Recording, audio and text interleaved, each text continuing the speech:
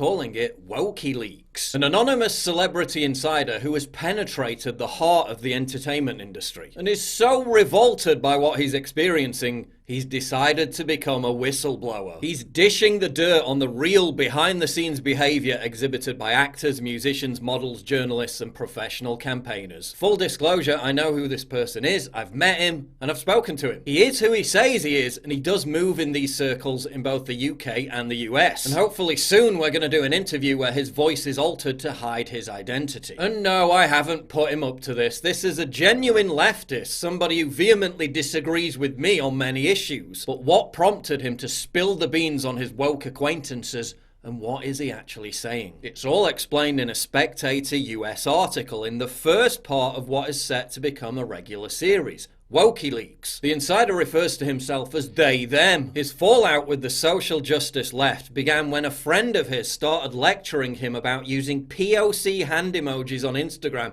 asserting that it was the equivalent of blackface. Yeah, really. This, along with what he was witnessing in the presence of the wokerati at events and parties, left they them so infuriated that he could remain silent no more. From the Spectator article, it was after a star-studded fundraising dinner when I watched a group of activists so engrossed in their cokey soliloquies on the refugee crisis that they left their guest, a Libyan refugee, alone outside an expensive private club, unable to get in. It was witnessing the cowardice of an entire social group who completely abandoned a close friend when he became the subject of a Me Too allegation that they all knew to be bogus. They were so afraid of being on the wrong side of a trendy cause that they all watched in silence as he was mauled by social media mobs and lost his career. And as they them goes on to highlight, many of these people who adopt social justice causes don't do it because they actually believe in the cause or want to make the world better.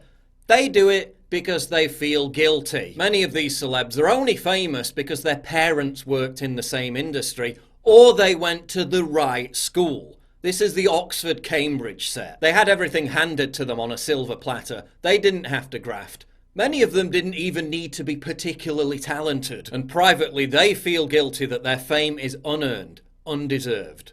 And in many cases, they're right. I mean, have you seen what passes for comedy on television these days? Their fame is their privilege, and they won't hesitate to weaponize it in order to punch down. To demonize millions of people who have no privilege as bigots, racists, and homophobes. They embody actual privilege, while telling people like me who grew up working class that I should apologize for my privilege simply for being white. Ironic then that the drive to broadcast to the world how virtuous they are is actually born out of malevolence and selfishness. These people are also terrified that if they fail to display enough public loyalty to the woke mob, they'll become the next victim of it. You also see that same pressure in TV, movies, and art, where a work won't get commissioned unless it carries a social justice message, even if it's just tokenism. Because of social media, never before have so many people been famous. Many friends of mine have 40,000 plus followers. Many of them have close to 1 million. Of Instagram's 1 billion plus users, only 9.1% have fewer than 1,000 followers, whereas 30% have between 1,000 and 10,000. 36.7% have 10,000 to 100,000. 19.5% have 100,000 to 1 million. And 0.5% have over 10 million. This is a large and entirely new social demographic, a famous class, or Fameoisie if you will. Unlike material wealth, there is no tax on this fame, and yet it creates divisions in society and confers advantages to people which are extremely unjust. It is often very unmeritocratically derived. An inordinate number of the Fameoisie have parents who are also famous.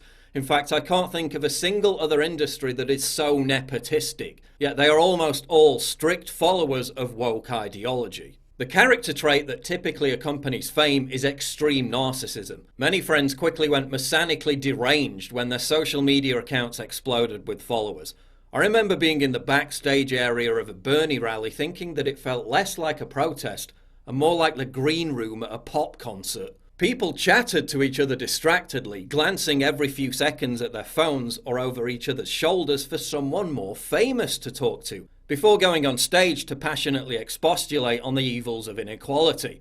For all its supposed utopianism, this is a cynically competitive and rigidly hierarchical scene. Social justice has become a product of social media, which itself exists not to make the world more equal, but to make a small number of people in Silicon Valley excessively rich. He then goes on to expose how many of these race grifters, who pose as champions of people of colour, are actually bankrolled by moneyed interests that plunder people of colour. The blurring of the lines between social media and social justice was exemplified with excruciating awkwardness by the patronising trend of white celebrities giving black celebrities the logins to their social media accounts. The famous Brit Victoria Beckham let a slightly less famous Brit, June Sarpong OBE, take over her Instagram, which will undoubtedly go down with the Montgomery bus boycotts as a seminal moment in the history of the civil rights movement. The last time I saw June was in the Equality Lounge at Davos, where guests drank Veuve Clicquot courtesy of sponsors PwC, who had just been exposed for their role in helping Isabel dos Santos steal billions from Angola. He then skewers the rampant hypocrisy of woke corporations. The same kind of companies, Nike, Coca-Cola, Apple, that will post black squares for Black Lives Matter, that will engage in the most verbose, performative moralizing around social justice issues, but then spend millions lobbying against a US ban on imports of products produced by Chinese slave labor. We are so trapped within the algorithm that we're blind to the fact that social justice is no longer a political movement, but a branding exercise. We are not activists and revolutionaries, but consumers, liking and sharing videos and memes about democracy and equality on phones built by serfs in faraway fiefdoms. This is why the social justice movement has been so rapidly and seamlessly adopted by corporate America. It's all PR with no action. When you walk into the lobby of Netflix's headquarters in LA, you're greeted by a huge megaphone prop with the word "Stay Woke" spray painted across it. This from a company that edits its content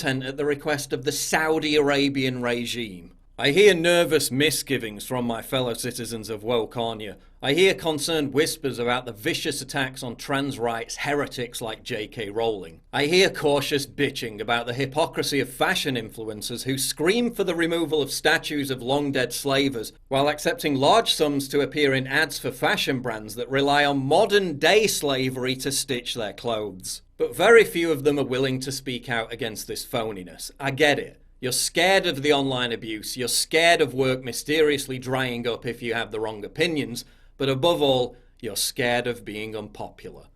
Well, now you have Wokeyleaks. In addition to what's in the article, he also told me what I'd been suspecting all along. That while publicly shaming and calling for the censorship of anyone who criticises COVID lockdown policies, these sneaky bastards are out virtually every weekend getting shit-faced at house parties, in direct violation of the very COVID rules they demand everyone else should follow. They then told me about another lefty who is publicly faking being transgender for the grift, while secretly living the life of a sex-mad heterosexual bachelor. Many such cases. And of course the fact that lefties are weapons-grade hypocrites who performatively broadcast their contrived virtue as part of a massively dishonest grift is nothing new. But to have it confirmed in such colourful detail can only provide us deeper insights into the phenomenon known as virtue signalling. As I explained in a previous video, there's a very tight correlation between virtue signalling and narcissistic personality disorders. As opposed to psychopaths, the study found that narcissists are more likely to engage in virtue signaling than victimhood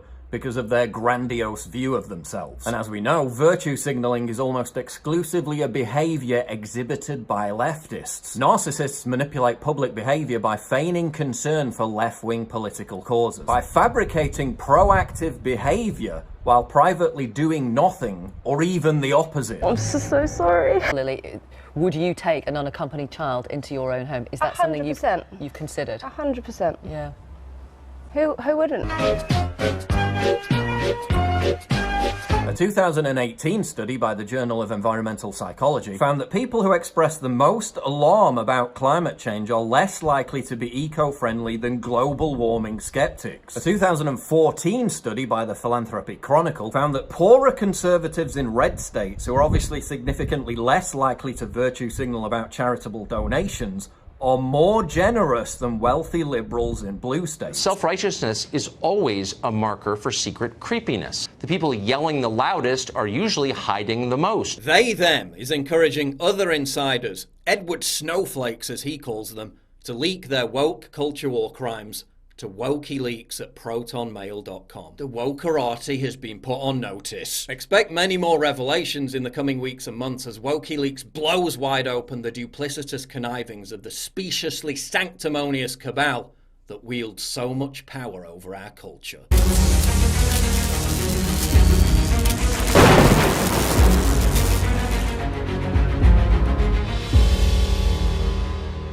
It's absolutely crucial for you to help me fight the war on free speech by supporting me via Subscribe Star, link in description, and also signing up for my free newsletter at summit.news/newsletter.